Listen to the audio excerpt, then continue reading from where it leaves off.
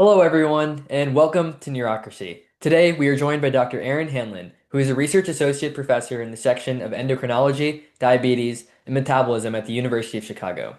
Dr. Hanlon examines how sleep can affect brain reward systems, metabolism, and circadian rhythms, and her research has shown links between insufficient sleep and increased hedonic food intake, which we will explore later in the interview.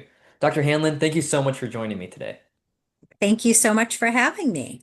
So, my first question for you is what led you to study sleep? Right. It's not, it's a little bit of a long answer. Okay. So, Yeah. one of the last classes I took my senior year in undergrad was a class about sleep. And we learned all the classic studies about, sleep and sleep loss and animal models and Yeah. humans. And then I knew I wanted to go to graduate school. And so when I went to graduate school, I was looking for labs to rotate in. And I actually took a year off between undergrad and graduate school. And I Okay. was feeling a little insecure about not having been in school for a year. But one of the classes I remembered, and I knew that I remembered the stuff of it, was that sleep class.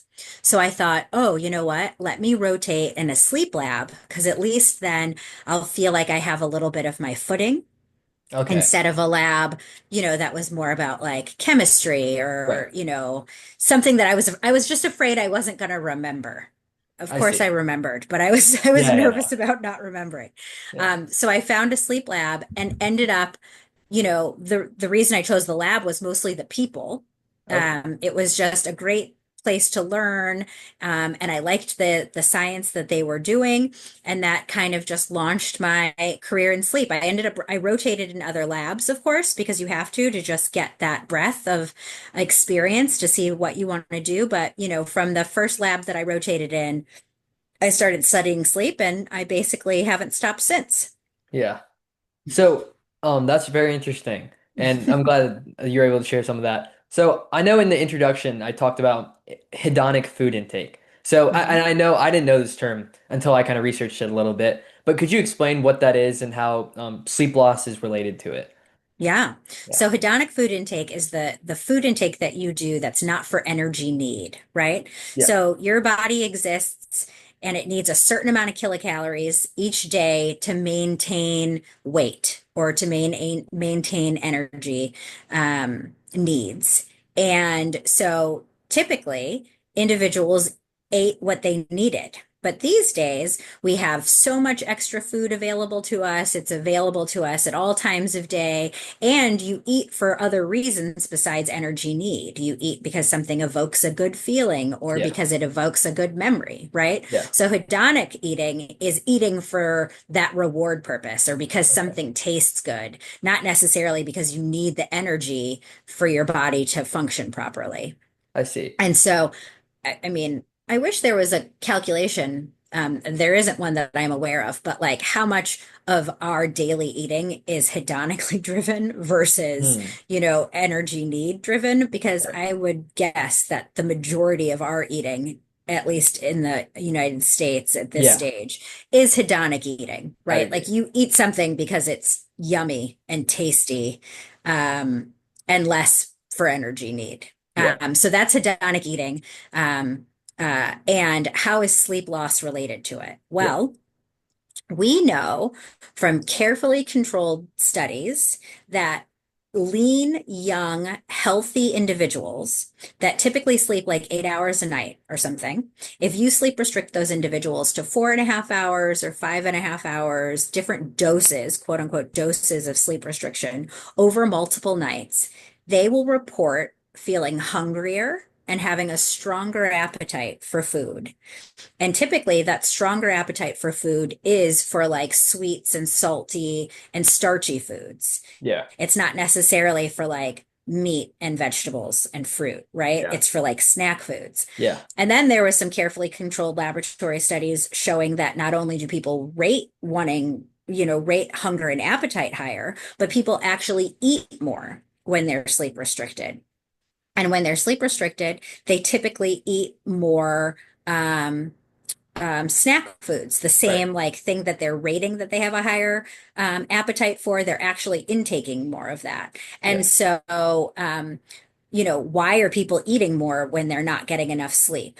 It could be, we thought some time ago, that like you're up longer, so your energy need is greater, right? Like Okay. to be Okay. awake, maybe Right. you need more energy to be awake longer. Right. Well, then there was a bunch of studies that showed that the caloric need or the energy need of extended wakefulness is actually quite modest. It's actually quite small. So we're eating in excess of what the energy need is to be awake longer. So we were thinking, oh, maybe the hedonic system is engaged in promoting this increase in food intake. If it's not, you don't need more energy to be awake longer, what other systems that drive food intake could be engaged following sleep loss that make you want to eat more, right? And Right. make you want to eat more like snack foods. Yeah. And so, right. So we looked at the endocannabinoid system. Okay. Okay. Yeah. So the endocannabinoid system is your endogenous cannabinoid system. So we make cannabinoids. Yeah.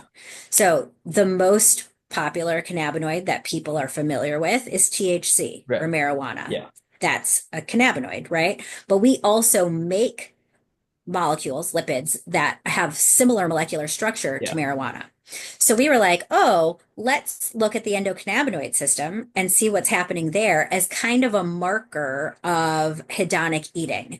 Because if you think about what THC does, it makes people want to eat more and it makes them want to eat more like snack foods. Yeah. But the endocannabinoid system is involved in many aspects of physiology, not just eating. Okay. So it's involved in the immune system. Like you have endocannabinoid receptors everywhere. They're in your brain. They're also on majority of peripheral organs, particularly those involved in metabolism. So Yeah. they exist in the liver, they're in the pancreas, they're in fat tissue, they're in your gut, they're in muscle, right? Yeah. And so the endocannabinoid system doesn't just do feeding, it does a bunch of things. But we thought this could be a good readout, perhaps, of the hedonic system, examining the endocannabinoid system. Yeah. And we saw that when people didn't get enough sleep, so when we sleep restricted young, healthy, lean volunteers to 4.5 hours a night, they had an increase in a particular endocannabinoid in their blood. And so that was a clue that maybe, an active and overactive endocannabinoid system resulting from sleep loss might be one of the things that's driving people to have a stronger appetite for snack foods and actually eat more snack foods when they haven't gotten enough sleep. That's so interesting. I love how like there's a molecular kind of explanation here that Yeah. we're kind of working towards. So that's really cool. Um, so there's a few things that actually came to mind while you were speaking. One of the things I want to like ask right now is I always like to think of things from like an evolutionary perspective because Mm, I like to do like biology competitions in high school and things hmm like that. hmm So I'm curious, is there like do you see any like evolutionary benefit to the body kind of reacting to this Right. sleep loss with an overactive endo? Right.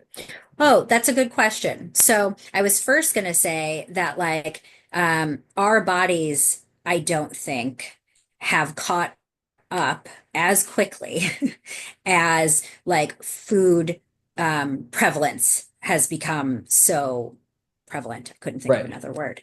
But Yeah. like, our genetic and material and our physiology is still kind of in a hunter-gatherer mentality, right? Yeah. Like Yeah. every food that you eat, you really got to hold on to that because we don't know when food is going to be available again. Well, food is available 24 hours a day, 7 days a week, and it's, not necessarily nutritionally dense, but might be very high fat or very high carb, right? And Yeah. so it's easy to uh, uh, influence the system like that, having so many things available, and Yeah. then, leading to, weight gain and obesity just because our physiology hasn't caught up with it. Right. But in regards to sleep loss, if we're not getting enough sleep, why would we want to eat more high carb or high fat foods? Or why would we want to eat more snack foods? That's a great question, Sanjay. What I was thinking, I mean, And not one this is I've like think thought about. yeah. So I was thinking like so I mean, I'm not sure how much my expertise is like accurate, but like when we talk about like sugary foods, we think of like quick Yeah, energy. So I was thinking maybe like the body almost like wants like some sort of like energy source just in case there's some sort of like threat, and so that you're not like in this like sort of like hazy like tired mood. Let's say there's like a predator coming and you need to like activate your fight or flight system. right, Maybe that sugar could like be useful in that kind of response. right. That's what I was Yeah, thinking. But yeah, that's a great idea. I mean, yeah. I think I just think it's a great question. I haven't really thought about it in this way. I think that the studies that look at the controlled measures of energy expenditure suggest that you don't need that extra energy for the Okay. fight or fight response, Okay. right? Okay. Yeah. Because I you did uh, mention this actually. Yeah. right. Yeah. But evolutionarily speaking, why would that be advantageous? I don't know. I Yeah. always think of it as just like an aberrant thing that occurs because of sleep loss, Okay. Yeah. Yeah. That's also that. I think that makes sense. not Yeah. necessarily because,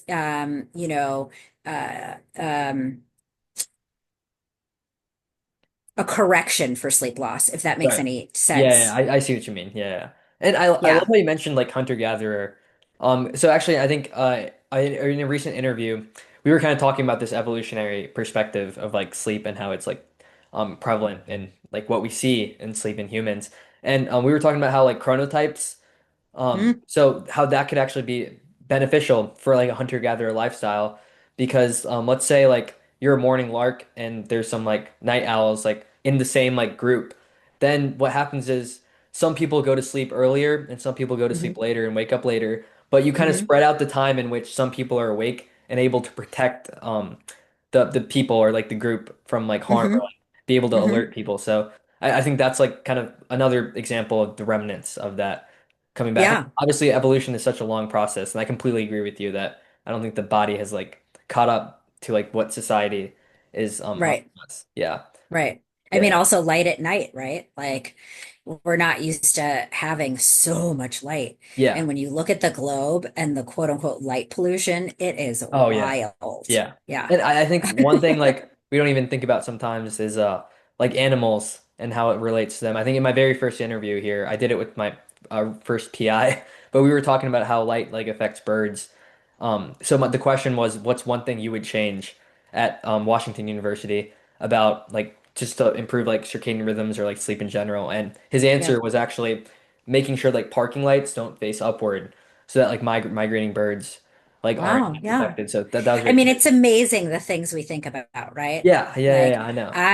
I was driving in Wisconsin and over the summer, and I very rarely go at night. But this particular occasion, I was driving up there at night, and I'm driving by all the farms and the barns, and I could see that the lights were on where the cows were. Oh yeah. I mean, personally horrified because I was like, oh Right. my gosh, why is all this light on for these cows at night? So when I got to where I was going, I asked the people, that I was with, I was like, also wanted to make sure that this is what I was seeing, right? And I was Right. like, are, the lights always on for the cows at night? And they were all like, oh yeah, that's when they come in from grazing during the day when they do the milking. And I was like, oh no, their Yeah. Yeah. rhythms. Yeah, yeah, yeah. And Yeah. like, and the cows would probably be more productive in Oh yeah, terms of that's true. milk Yeah, if yeah. they didn't Yeah. have, I mean, this dysregulation. yeah, I'm guessing the milk would be like higher quality too, Yeah, probably. all of these So things. But yeah, it's yeah. just funny to me, like, just, on a random thing, the way that our brains work or the way that we think about things when we're sleep and circadian researchers, just like driving through Wisconsin, I'm like, oh no, cows are getting light at night. Yeah. Yeah, yeah. That's so interesting. Yeah. Yeah. So and then the other thing is so I recently like was on social media and I like I started going to the gym a couple months ago so I've been like following and tracking like my protein intake things like that. So one piece of advice that I got that kind of like helped me a little bit was don't eat or like don't like like eat something unless it's like a mealtime obviously unless you were able to take like a significant amount of protein, unless you were willing to eat protein. So I was wondering what your take on that was. If that's like Interesting. something like that seems relevant. Yeah. Right. So I don't know so much about nutritional content, Okay. um, See, the thing except is, for except for carbs. Okay. and fat. So Yeah. I couldn't really speak so much to protein, but I think a Yeah. lot about like glucose metabolism and insulin sensitivity and rhythms of those things. And those are mostly fed by carbs Right. and Yeah. fat. And so I don't really think about protein that Right. much. I see. Yeah, what I can tell you that I think we're starting to understand better, irrespective of micronutrient breakdown, is that it's not only what you eat that is ultimately going to matter, but also when you eat it. Right. Yeah, yeah. That's actually one of the interviews I had about like the timing of meals and the Hmm. consistency, how it's relevant. Hmm. And I guess the reason I brought up the protein isn't necessarily about like the protein itself, but like I think the idea was that like if you're not willing to eat like protein, that means you're not actually hungry, but rather you just want like Oh, I see what eat. you're Yeah, saying. that's what like my point was, I I guess. But see. and I just thought that was very related to the hedonic food Yeah. intake. Yeah. So yeah, yeah, yeah. Yeah. And so I mean, it's actually, kind of that makes you have more mindful eating, yeah, yeah, right? Like yeah. instead of just grabbing something or Which I think is so grazing, easy to like subconsciously do, and it's hard to like Yeah. check yourself. Um, Yeah. that's why I wanted to ask, I guess, as like a follow-up question to what you were saying earlier. And you might have already answered this in part, but see, I'm just curious, like when you say like the insufficient sleep loss like could increase the hedonic food intake, does that mean Hmm. it's like harder for your mind to like make a decision, or is it Hmm. like a subconscious like drive? I'm just curious, like kind of how it plays out Right. psychologically in the brain. Right. So there is, I should clarify, there is a change in also homeostatic mechanisms. So the mechanisms that are involved in eating for energy need are also changed. So while your energy need isn't changed following a period of sleep restriction, Right. we also know that there's these peptides called leptin and ghrelin. Yeah. So leptin is something released from fat tissue, and it basically tells your brain we don't need to eat. More leptin means less food. So if Yeah. you think the more fat you have, the more leptin you're going to have, and so the more fat you have, the more that signal is going to your brain saying, you know what, we have sufficient energy stores. We don't really need to induce an eating bout, right? Yeah. The other one is ghrelin, and gets released from the gut, from the stomach, Yeah. and it goes down right before you eat. And when you eat, oh, I'm sorry, it goes up right before you eat, and when you Yeah. eat, it declines. And Yeah. so the lower it is kind of the signal to say, hey, let's eat. So we also know that leptin and ghrelin change in the direction to promote food intake following sleep loss. So also these homeostatic systems that are involved in the drive for food intake are also changed. So it's not just the hedonic systems that are changed. The Okay. homeostatic systems are changed also. So I should preface that. Okay. Yeah. Um, so we know that those change, but it looks like these hedonic systems also change, right? Yeah.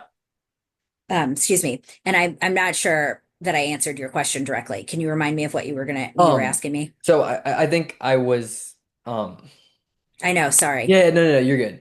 I think it's one of those questions that kind of popped into my head, I think. So that's why I'm like struggling a little bit. But oh yeah, yeah. So yeah, this is like a weird question actually, because it wasn't like very clear, but I was just asking about like the psychology of like how your Oh, brain right. yeah, yeah, yeah, how like that actually kind of like how does sleep loss converts this like maybe Right. And whether, psychology. so I Yeah. have this figure that I love that Yeah. is a figure that goes into like all the bits and parts of stopping and starting an eating bout, right? And Okay. so Yeah. that's why this is kind of hard to address. There's so many things that go into stopping an eating bout. Yeah. It's the hedonic value of the food. It's the energy need and glucose and insulin and all of that stuff. Yeah. It is executive control and decision making. Yeah. It's memory, right? I Yeah. always use an example of like if my grandma always made this specific cookie, if I see the cookie or smell the cookie somewhere, it's going to invoke these memories of my grandma, and then I'm going to end up eating the cookie. It's not for energy need. Yeah. Also, maybe that moment it's not entirely rewarding because I'm just kind of like doing it, right? Yeah. So I would say since all of these things kind of work in concert, it's kind of hard to pinpoint, is Yeah. sleep loss impacting this one part of executive decision Right. making, Yeah. is it impacting, you know what I mean? Like the Yeah. reward part, I kind of think it's probably a concert of all of these things. And when you're not getting enough sleep, there's kind of like changes all over the place. But I will say that when you are sleep restricted, not only are you reaching for more food, you are reaching for foods with higher hedonic value, right? So Yeah. there is something in there that's making you want to eat a Snickers versus some spinach. Yeah. And so that I think is a probably, well, I don't know if it's a conscious or unconscious decision, right? Yeah. Like I mean, I'm guessing it's I like a don't mix of both. yeah, Yeah. yeah. So what I can say is when we've done these studies where then we let people eat as much or as little as they want, and after sleep loss, and they have to have a bunch of different choices of food. So they Right. have to have Yeah. healthy food choices. So Yeah. those in those instances, you could basically say we put in front of people carrots and chips. And when they are not getting enough sleep, they're reaching for the chips, Yeah. despite the fact that both things were available to them, right? Yeah. So it Yeah. doesn't even have to be an abstract concept. We've Yeah. done that and we've shown that they'll eat some carrots, but they're for sure going to eat a bunch of those chips. Yeah. Yeah. So, So it is probably somewhat of a conscious decision because if yeah. you Yeah. have Yeah. that choice and you're making the more pleasing choice. Yeah. And I guess like for me personally, like in the past couple months, it's like I've been like consciously having to like ask myself like whether or not I want to go to like get a smoothie for like the protein or whether I just want to like drink something like and feel good about like just eating something. Because I think there is Right. like some level of like dopamine and just simply eating for the pleasure of Yeah. it, like the hedonic value, like you said. And Yeah.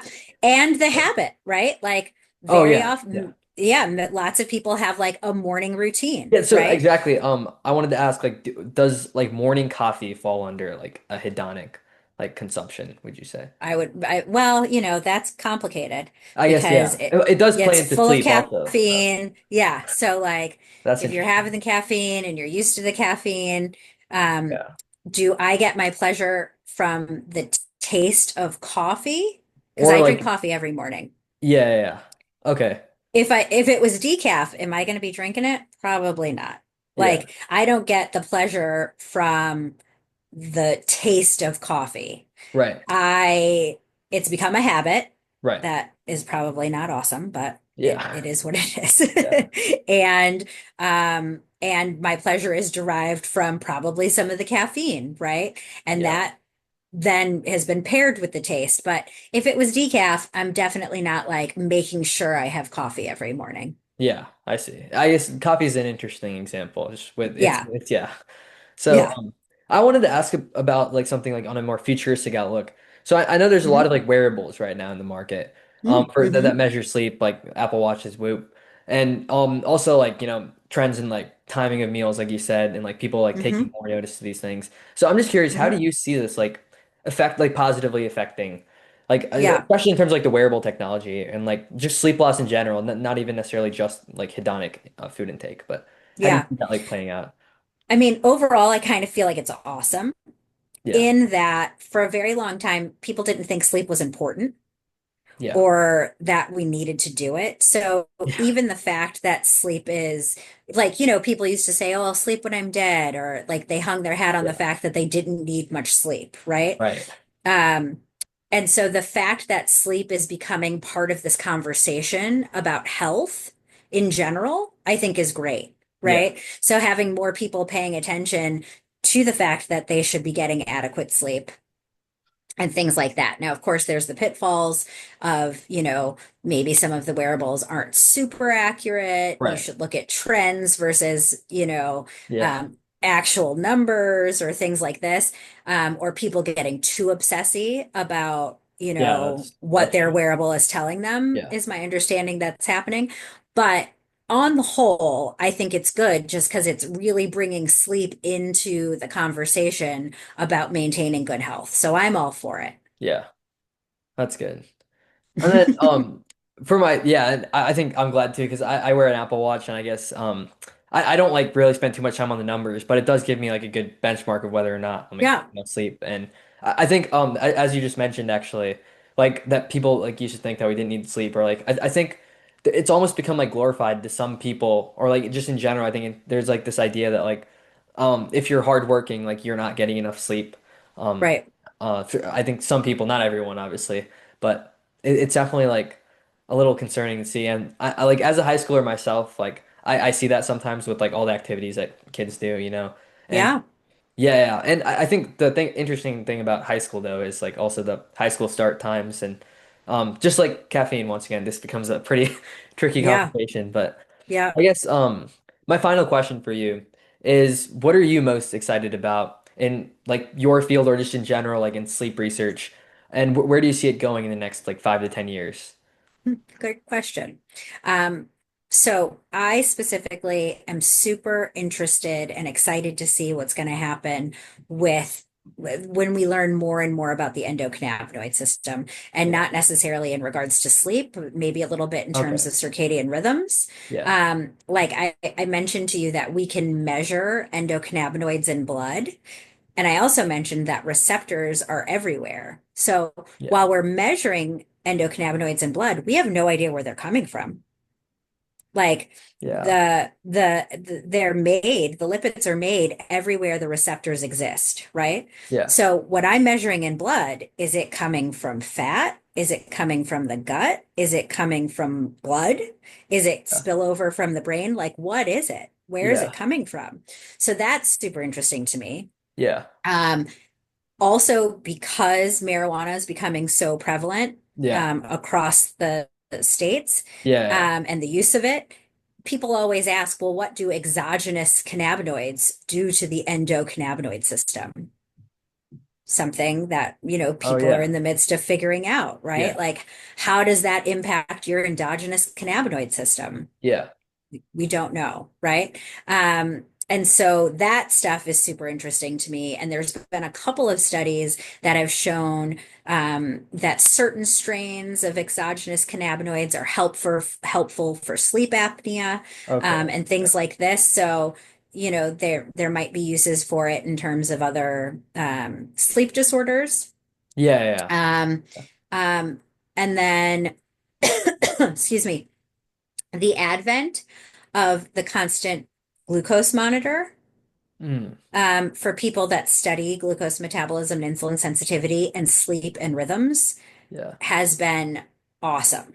And so, being able to track people in their everyday life. So this also gets to your wearables and what I think Yeah. where the future of sleep and circadian science is going. Whereas like in the past, we've done these like in lab, carefully controlled studies. Look at people that usually sleep 8 hours a night. What happens if we sleep restrict them to 4.5 hours? Now, some studies are doing, for people that only sleep 6 hours a night, what happens if we give them 10 hours? But that's Yeah. all in the laboratory and is very controlled, and every day is the same. But that's not how people are, right? Right. Like Right. Yeah. every day is not the same. So Yeah. I think sleep and circadian research is going to move more to field-based research Yeah. and be able to track people over a longer amount of time with these Yeah. wearables, with constant glucose monitors, with other monitors that I'm sure will be coming out, where we'll Oh be yeah. able to measure Yeah. other things. Yeah. And then we'll have a better sense of like in people's everyday life, when we're not like controlling what time they eat and how much they eat and what time they go to bed and what time they wake up. Because also when you're in the lab, there's no real stressors. There's no life stressors, Yeah. right? And So that's not like like, realistic, I guess. right, Yeah. exactly. So I think the future of sleep and circadian science is going to be more field-based Yeah. in with wearables, and with these other monitors that we can assess people in their kind of like natural habitat. Yeah. Yeah. So that's where I think we're going, but Yeah. we shall see. Yeah, I guess we'll find out. Yeah. So, yeah. And it's going to be led by people like you. Oh, yeah. Hopefully. Yeah. Yeah, I yeah, mean, I don't know. yeah, Actually, I might be continuing this podcast. I mean, I hope I am. Like, I would love to like in 5 years like be continuing this and like look back to maybe like this interview and be like, yeah. maybe this was the moment that like 5 years ago that I really thought about like this thing and now I'm actually doing it. But yeah, Yeah, I yeah, definitely think everything you said is very true. And especially like in Missouri.